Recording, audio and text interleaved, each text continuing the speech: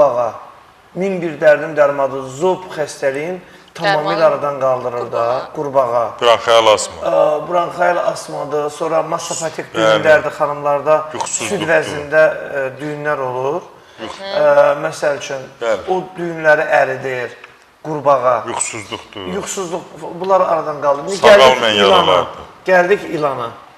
İlanın zəhəri, yəni Revmatizmdir, möhtəşəm. həm də çox bahadır da. Bahadır.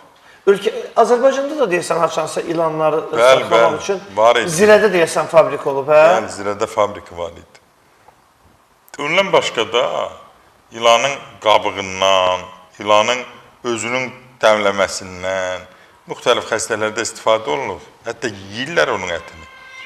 Və ən əsas o deyil. Ən əsas odur ki, tək o da deyil. Yəni, insanlarımızın istifadə etdiyi, insanlara kömək edən canlılar onun böyrünə, bilirsən də, böyrünə qoşursan zəlini, arını,